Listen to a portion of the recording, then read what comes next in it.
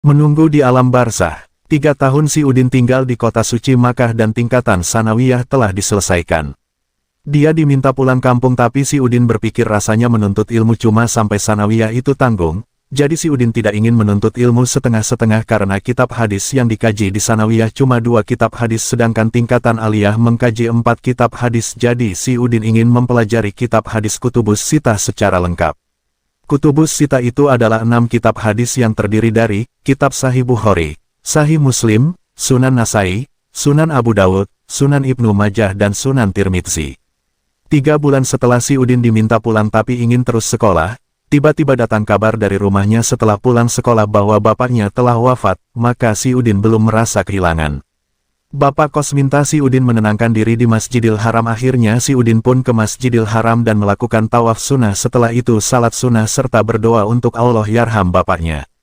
Keesokan harinya si Udin memberitahukan kepada temannya akan kewafatan bapaknya, lalu temannya memberitahu Syekh saat akan berjamaah salat zuhur di sekolahnya.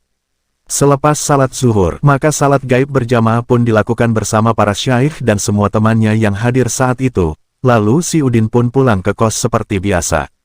Setelah berlalu beberapa bulan baru si Udin sangat merasa kehilangan, bahkan dalam pikirannya, tidak ada gunanya saya sekolah sementara yang saya pandang dan perjuangkan untuk sekolah adalah perintah bapak saya. Sekarang bapak saya sudah wafat, untuk apa saya sekolah dan lama-lama tinggal di rantau.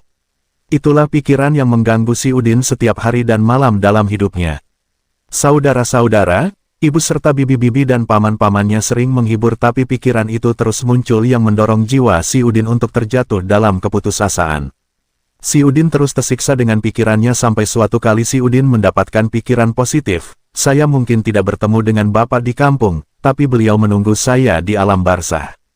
Sejak saat itu pikiran negatif hilang dan si Udin kembali tenang dan bersekolah dengan semangat seperti biasa menyelesaikan tingkatan aliyah selama 2 tahun. Hidup adalah ujian, hidayah dan pertolongan Allah yang kita perlukan.